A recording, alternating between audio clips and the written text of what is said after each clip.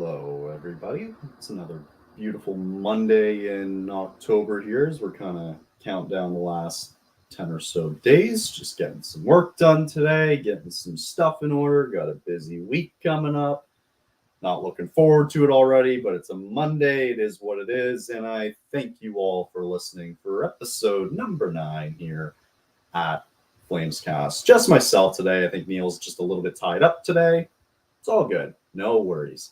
I understood that, excuse me, I think that, I don't know if he probably didn't go to the game last night because we've been talking about that, what's the WNBA with the New York Liberty and the Minnesota Lynx were playing last night in do or die game 5. And I actually managed to catch a little bit of late, like the end of that last night and looked pretty exciting. Not a big basketball aficionado, but I can tell from a good game when I see one. So I hope he's out celebrating today. I'm sure he's a happy man with the Liberty winning their first WNBA national championship. But yeah, hope everybody's had a good weekend. Hopefully off to a somewhat decent start on a Monday. I managed to get out and golf this weekend. It was kind of nice. Just trying to enjoy the weather before it takes a turn for the worst. Maybe next week, who knows? It could start snowing at any point, and you got to be prepared for it. So I'm just enjoying it as I can, and I'm a little sad because I've been working all day, and it's probably, I think they said it was like 22 degrees Celsius out there, which if any Americans listening, I have no idea what that is in Fahrenheit, so I can't help you there. But yeah, hope everybody had a good weekend, and hope your week's off to a really good start. So yeah, with that being said, we might as well kind of dive right into it again, as this Flames team, man, sad to say, but no longer, I don't know if the right word is unbeaten or like because they've lost, right? But we'll count it because it's an OT loss and they take a point out of it. But regardless, trying to go for a 5-0 start. Doesn't go their way on Saturday night. They unfortunately fall to the Kraken on Saturday night. Late Saturday, I should say, on my end for all us East Coasters. But yeah, let's take a look and see at the little box score here as to what the H happened on Saturday. So yeah, bit of an unfortunate way for it to end. Pretty brutal giveaway. I mean, from what was a decent game for Nazem Kadri, he just gave it right over to Eberle, and one thing led to another 2 seconds later, and it's in the back of the net. And Seattle earns a 2-1 victory over the Calgary Flames late Saturday night in overtime. Again, that drops the Flames to now 4-0-1.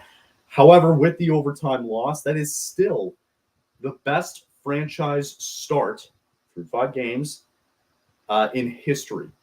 So they were looking for 5-0. They didn't necessarily need 5-0 in order to have the best start in franchise history. They managed to scrap out 1 point. Yeah, I mean, just watching it, man, everything about this game just said that they were going to lose this game. It just seemed that way. It just was one of those nights that they looked a little all over the place. They looked a little sluggish coming out of the gate, and they still find a way. I mean, we go down the box score here a little bit, and you check that. I mean, even just looking before we get to the goals here, like just looking at the shots on goal alone here. I mean, this is the 4th or 5th game in a row. I think it's the 5th game in a row that the Flames have been outshot. I think they were outshot, if I'm not mistaken. Okay, so yeah, they were outshot by 1 here, but it's not like, but again, like I think this is the 5th game in a row where they've been outshot shots on goal. And yeah, I mean, we kind of said it earlier on at the beginning of the season. This is going to be the type of games that the Flames are either going to win, they're going to lose, or they're going to manage to get a point from, and we get the latter half of that in this one. So yeah, early on, Blake Coleman manages to get a good slap shot at the point. He finds the back of the net. I think Joey Decord was screened in front. And then a little bit later on in the second period, it was a couple of costly penalties, mostly by this Flames team, that kind of led to Chandler Stevenson 5-on-3 as Huberto and Kevin Ball were sent to the box.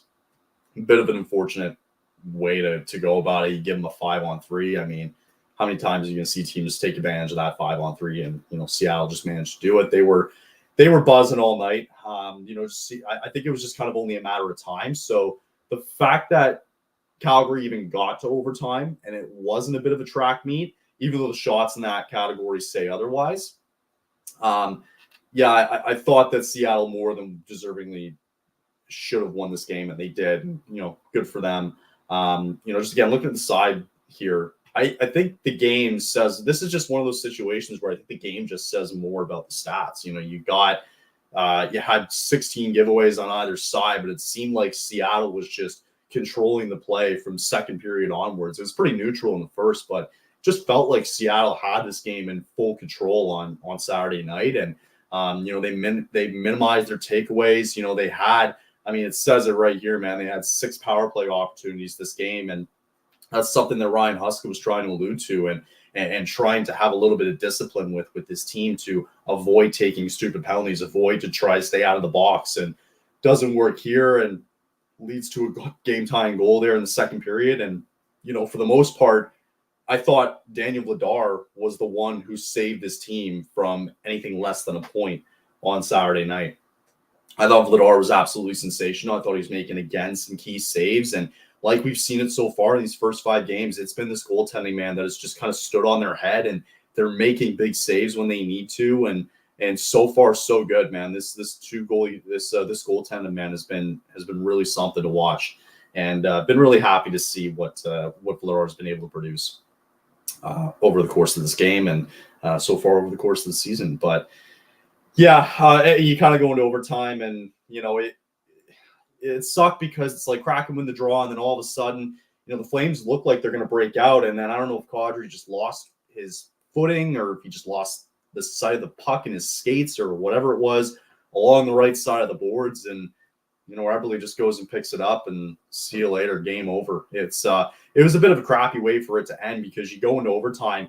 This team was basically not controlling the entire game, and they had some chances here and there, and they obviously showed it in the first with that goal. But, man, this team was not having a good night. But I can't remember who said the quote, but I'll never forget this. Like, this just kind of goes for any sort of good team out there, specifically in the NHL.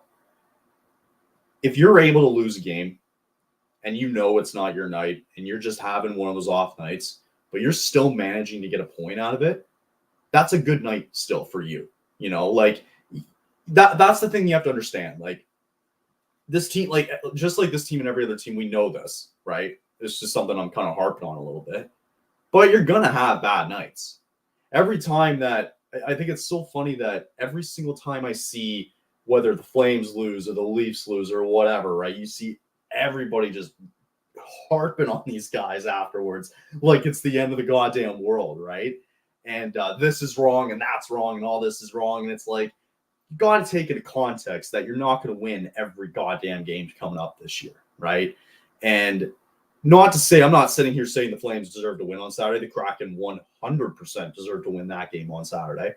But to come out of that with a point, the way that they played and how bad it was, to come away with a point is still something. And I think that's something that, I don't think is really going to diminish this dressing room a little bit. I think they're all just looking around like, hey, like, man, can't believe we got a point out of this. Like, yeah, unfortunately that happened in overtime with the turnover, but overall, I think they're still pretty happy to be heading back home with 9 points under their belt, going into a 2-game homestand coming up this week, which we'll kind of get into. But yeah, there's nothing else to really kind of harp on with this game. It got away from them a little bit. I thought, despite it being a low scoring game, it just got away from them, and it's unfortunate that it did. But you're just gonna have those kind of nights, and it just so happened that was Calgary's night, and it is what it is. So yeah, there's nothing really else to kind of dive deep into this. I had a couple of points down where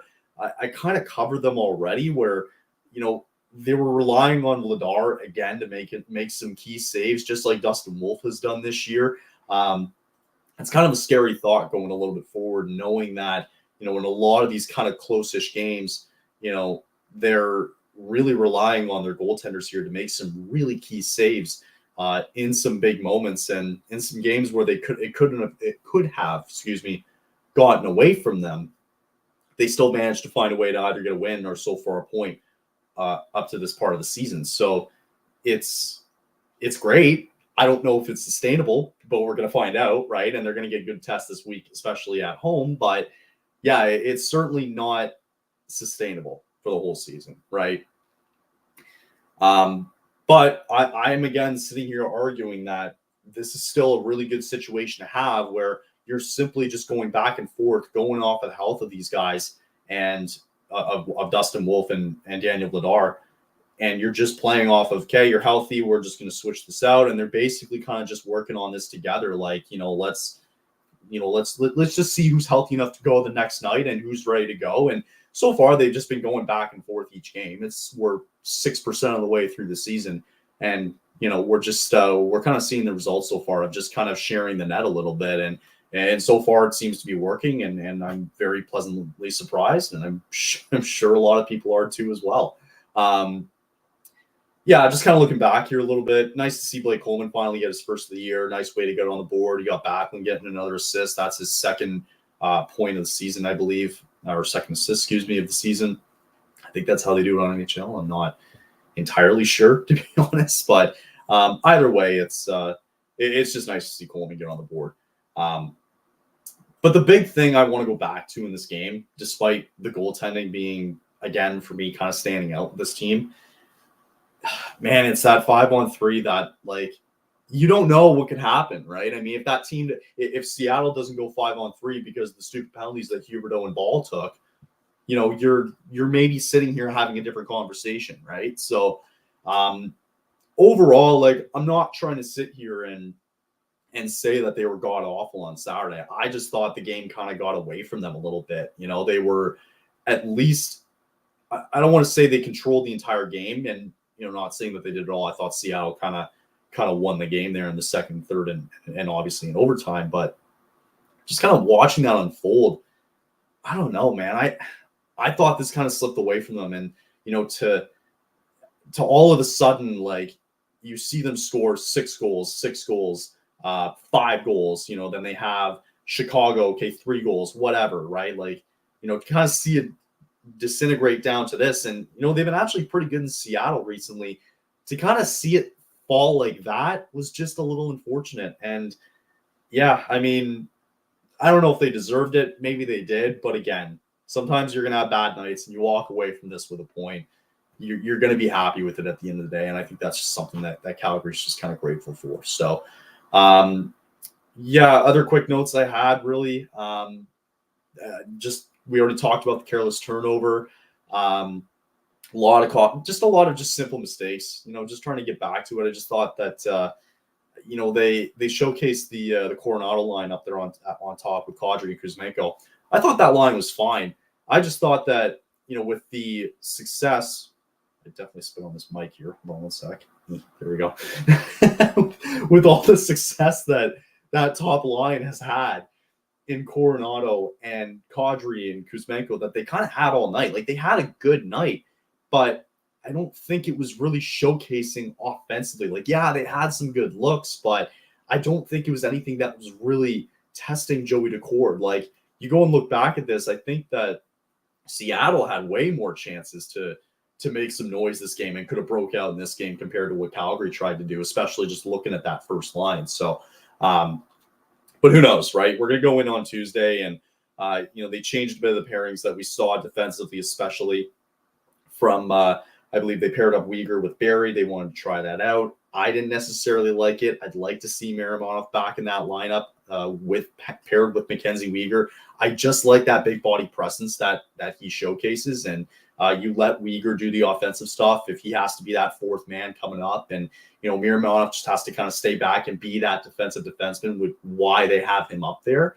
I just don't like it that you have 2 offensive guys, Weegar and Barrie, on the same line. I'm not a huge fan of it, to be honest. If anything, I'd like to see Barrie up there with Anderson, but playing on different sides is not the best look. So, yeah, I don't love the fact that we have those 2 kind of offensive guys right there. I know on a second D pair, but in a game that was pretty low scoring, like, on the other side of the coin, it's like, okay, well, I wasn't really seeing any of that offensive firepower, especially from 2 defensemen back there. And yeah, I wasn't really impressed with it. I kind of hope they go back to it. but we'll see how it goes. So, yeah, that kind of wraps up the game. I don't have really much else on this one here. Just honestly, it wasn't the most exciting games either to watch, but that's just the way the cookie crumbles sometimes. Is again, Seattle gets the big win on Saturday, drops the Flames to 4-0-1. Still starting off the year good. They are 9 points up on the season if we're counting that already. And can't wait for Tuesday night's game coming up in Pittsburgh. We'll showcase the lineups afterward for the next game on Tuesday. It's not going to be a super long episode today, but I figure I'll just quickly throw in these ads right here, and we'll get into a bit of fun after these messages. As the quest for Stanley Cup the quest for the Stanley Cup starts now. God, I'm awful at this. The puck's dropping on the 2024-25 season. Get in on all the action with DraftKings Sportsbook, an official sports betting partner of the NHL. It's super easy for first-timers to get started. Try betting on something simple like picking a team to win. You can go to DraftKings Sportsbook app, select your team, and place your first bet. And if you're new to DraftKings, listen up. New customers get $5 to get $200 instantly in bonus bets. Download DraftKings Sportsbook app now and use code THPN. That's code THPN for new customers to get $200 in bonus bets when you bet just $5. Only on DraftKings. The crown is yours. The show is also sponsored by Game Time. I'm still so excited that I can't wait to go back to a game in February. It's too long from now, but I still have to wait. It is what it is, but I'm still excited to go back. I love using Game Time, especially now that I can actually see where I want to sit, get a good vantage point. I like sitting up in the back a little bit. I like to get a good whole glance of the ice. So just to be able to see that is good for me, and that's why I like using Game Time. They also have a new feature called Game Time Picks that makes getting tickets to see your favorite teams play live even easier. Game Time Picks filters out the fluff to show you only incredible deals on great seats, so you don't have to waste time searching through thousands and thousands of tickets. With Game Time, you get all-in pricing, which allows you to toggle and show all the shows that total up front with no surprise fees at checkout. Again, like I mentioned, you get to see the seat views to get a panoramic view of your seats within the app before you buy, and you also get the lowest price guarantee, or Game Time will credit you 110% of the difference. With Game Time ticket coverage, your purchase is also covered with the most flexible customer service policy in the ticketing industry. Take the guesswork out of buying tickets with Game Time Picks. Download the Game Time app, create an account, and use code THPN for $20 off your first purchase. Terms apply. And again, create an account and redeem code THPN for $20 off. Download Game Time today. What time is it? It's game time. It's also time to take a look at the lineups that we saw today from Mr. Pat Steinberg, who's been so grateful enough to kind of cover this for the Flames up to this point in the season. And I appreciate it. And I love every single time he tweets because I can go out and I just look at how simply you can just take a look at the lineup and just dissect it from there. So this was today's lineup at practice. Again, Honzek now put on the IR, allows another man to come up if necessarily need to grab somebody from the AHL. We'll talk about that in a bit. Coronado's still playing on that top line with Nazem Kadri and Kuzmenko. That's likely going to be the pair on Tuesday night when they drop the puck against the Penguins. Connor Zary back on Coleman, Huberdeau, Posse, Mantha. Nothing changing there. Nothing to dive too deep into there. Lomberg, Kirkland, Klapka. Kevin Rooney trying to insert himself back into this lineup a little bit too. He was stuck on IR a little bit this past week, so he's trying to find a way back in. And it looks like, after I just talked about Weegar and Barry, that they are going back to the Mackenzie Weegar and Miromanov line, as Kevin Ball is also going to be playing alongside Rasmus Anderson, Jake Bean, going to be there with Braden Paschal, and Hanley and Barry are there as well, as my ear itches like crazy, as the 7th and 8th D-man. Now, they show Vladar on top here. They have not announced starting goaltender tomorrow night. I think they've liked what they've seen from Vladar. It wouldn't shock me if they decide to change things a little bit and throw him in net against Pittsburgh. Maybe they just want to see – it might be a thing of matchups this week. They might want to see Vladar up against Pittsburgh, and they might want to see Dustin Wolf, up against the Carolina Hurricanes on Thursday, give them a bit more of a test to see how that goes. But either way, I think it's still going to be a good test for both of these goalies going up against a Pittsburgh team and Carolina this week, both rolling into town. I mean, there's not too much to dive into here. You got two lines on the forward unit here. They're basically staying the same. You got Rooney, who is trying to come back a little bit. Again, that Coronado line up top with Kadri and Kuzmenko, I thought worked fine, and I actually would like to see more of that, considering that we have a total of 4 goals in these last 2 games. I'd like to. I mean, it's not a bad thing to say, like, to point that out. It's nothing awful.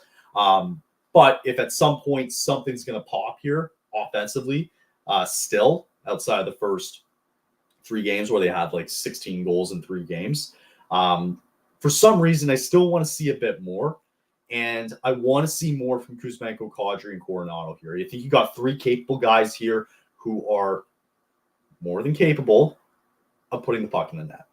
It's as simple as that. There's no need to dive into it here. You've got Kuzmenko on the top power play unit. You've got this lineup set up the way it is. You're giving Coronado that chance, especially with Sam Honzek out, and Coronado needs to take advantage of this. And again, they were fine on Saturday. There wasn't anything wrong with them. They had some good chances, but now it's time to execute. And now you have a really good chance on Tuesday, depending on who they put in net for the Penguins on Tuesday night. I think they have a good chance of making some noise here, and I like them paired up against that first power play unit that first lineup with Crosby on the top line. I think they can match up really well with that line going into Tuesday. But I look at that game, and I think that's a game that Calgary can win. I like their chances, especially with you see their goaltender on the other end who's not playing well. I mean, they just let in, I think they played Buffalo the other night, a couple of nights ago, where they let in like 5 goals, and it was Tristan Jarry in net. So goaltender we knew going into this year was going to be a problem for Pittsburgh. And I think that if you're going to see Calgary have another type one of those nights where you're going to score 5 or 6 goals, it might be this one again. But I really hope that because of the injury, I get it. I like Coronado being on this top line here because you have to be a little bit flexible. But I want to try and keep the same. If I'm Huska, I want to go back a little bit. Okay, Weegar and Barry, I didn't really like. Maybe go back to what was working beforehand, and you go into Tuesday night really confident about this team, saying, this has been what's working up to this point, and let's kind of keep flowing it the way it is. So again, it's been really good. I like what I've seen from this team so far, as a whole. And I think they just need to just go back to basics, keep going for the next couple of games here, see how it looks. If it's working, great. If not, okay, then we need to make some changes. So I didn't really like that they had to insert Barry there on the weekend, but it is what it is, right? So yeah, I mean, I like it. It's fine. I think it can change between now and tomorrow night, and we'll find out who's going to be the starting goaltender tomorrow. So yeah, nothing too crazy to dive into here, but overall, I like the lineups here, and hopefully that top line can show up tomorrow. And I'm hoping that Coronado can benefit from it. Kind of rooting for him after we kind of shat on him a little bit the first couple of weeks of preseason and training camp. So I'm kind of hoping that that's the case. Last little bit of news to kind of, wrap up a bit of a shorter episode today, just to get everybody up to date as to what's happening this week for Flames fans. A lot of people have been mentioning about the AHL team and 2 individuals. One that we talked about a lot, the other who is becoming a bit of an emerging star in the AHL. He's actually leading the league in points right now in this short start to the AHL season. And it is Rory Kearns. Him and Jacob Pelchier are 1-2 in points so far this season. And Pelchier is making a case to try and get back to this team. And, they told him that, hey, get healthy and let's get her rolling again, and we'll see how it goes. So, with Rory, I mean, that's just one that really wasn't on a lot of people's radar going into this season. I don't think he was really mentioned much, but all of a sudden he's just bursted out of the gate really well so far. And I think what they just want to see, like, because Peltier has had that NHL experience, if at some point this season that it goes down the tube and they really need some guys coming up, then Rory Kearns might be one of those guys that will end up coming up and making his NHL debut. That might be the case. We'll see what happens. That's a name you probably won't hear from now. You might not hear until closer to the end of the season, or unless injuries really start to rattle up. But I just wanted to give a quick shout out because I think that they're off to a sensational start, and I think that they can hopefully keep it up because Rory is certainly a guy I remember, and I hope that he can maybe find his way up here and maybe he finds a way to fit into this system. But just wanted to give a quick shout out there, and I hope they continue to do well down there in the AHL. So as for this week, we got game tomorrow night at home against Pittsburgh. If you want to see me, I will be on the THPN channel live at, I believe, 7 o'clock tomorrow night, 7 or 7:30, one of the two. I'll be joining on with my good friend Peter from Sticks in the Six. If you guys haven't heard of them, you should check it out. I'll be joining him he just asked me kindly to go to do a Leaf game with him, and I said absolutely that we can. I'm also excited because I get to see. I'll be going down south. For those of you who don't know, I live in Northern Ontario. But I'll be going down south soon in 2 weeks. And I believe what they told me, if I have my information correct, they have they partnered up with a beer company down in Toronto called Indie Ale House. And I think they're going to be having their podcast logo, on their beer cans coming up. So I'm excited to just see if that's the case and if I can access it and give it a try and tell everybody how disgusting their beer is. I'm kidding. I hope it's good, but it's just exciting. I'm glad they're getting some recognition a little bit. I think they're going to be doing some live shows as well, but I'm excited for them. I think that's just really, really cool. And if I ever had that opportunity to have my show's logo on a beer can, holy, I'd have it on Kokanee so fast. You have no idea. I think I'm a bit biased a little bit because I love being out west and I love skiing out in Lake Louise and all that fun stuff. And whenever I come back from skiing for the day, I think the best feeling in the world as a not avid beer drinker, but a casual beer drinker, I'm a sucker for on tap Kokanee. Now, I think they do gold too, if I'm not mistaken, but I'm such a sucker for those. And when I go back in February for the whole week, I plan on getting hammered from that as much as possible because I love it. I love every second of it, and I miss it. Because I can get the beer here in cans. It's not the same. Anything out west that you love is not the same in Ontario or out east in general. Not the case at all. So just wanted to congratulate those guys, though. It Sticks in the Six. If you guys want to go check them out, as they've partnered up with a brewing company, so that's exciting to see. But I'll be live with them tomorrow night. I think it's 7:30. So I won't be live for the Flames game tomorrow night. I think I've been a little lazy with Flames games recently, so to make it up from last week, I'm doing 2 live streams this week. On Thursday night, we're gonna have a really fun night for that one. We will be live for the Flames game against Carolina. I think that one starts at 9 o'clock Eastern our time, which is fantastic. Maybe 9:30. I could be wrong. Regardless, though, we're going to be on with a show called the Surgecast, and they're great guys. They do great work. They have incredible guests on their show, and we're just going to have a lot of fun that night. And I hope that you guys can check this out then as well. We'll still get a chance to talk to everybody on Thursday, and we'll be having a guest as well. Won't tell anybody yet who it is, but we're going to be having a guest coming up on Thursday too. So make sure to check that out. Come back to us on Thursday. We'll cover what happened tomorrow night in tomorrow's Penguins game. To give a quick prediction, I think Calgary can find a way to get a win here. I really do. I like their chances against this team. I think Pittsburgh is a bit vulnerable right now. Despite winning the other night 6-5 against Buffalo, I still think this is a vulnerable team that Calgary can take advantage of. But they're always tough coming into play, and we'll just kind of see what happens. But I like their chances. I think they can try and keep rolling and keep it rolling. And we'll see if these changes to go back to what they're used to doing and what's been working so far this season works for this team. So let me know your thoughts. Let me know your predictions for tomorrow night's game going forward, everybody. That'll wrap it up for me today.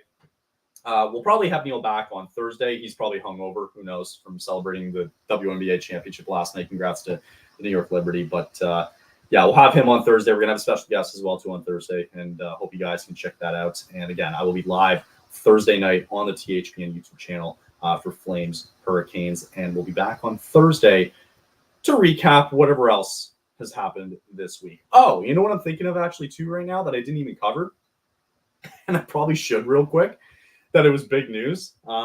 Before I go, it was Craig Conroy was in the news this weekend as he was kind of knocking on GM's doors about a top 6, top 9 centerman, young guy, right shot, centerman. And, he likes the start that he's seen. He doesn't want to stay away from the plan here of this 3-year plan that he's got going on here, 3-year, 4-year plan here. But he does like the start. He doesn't want to give up too many assets. He's just knocking on the door to see if that's something that's available.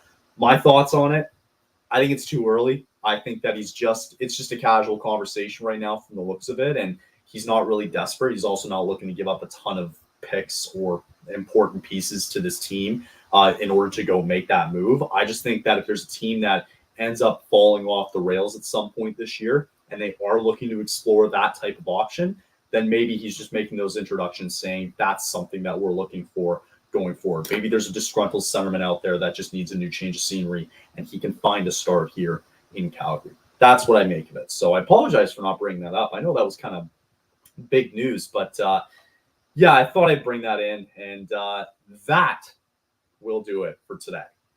I think there's nothing else I'm missing. But yeah, so that'll do it for us today, guys. Thank you again for watching and listening. Make sure to check out us again on Thursday for some recap, and I look forward to another game this week. So thank you all again. I hope you have a good rest of your Monday, good rest of your week, at least until Thursday, until we see you all again. So thanks again, guys, and we will see you then. Ciao.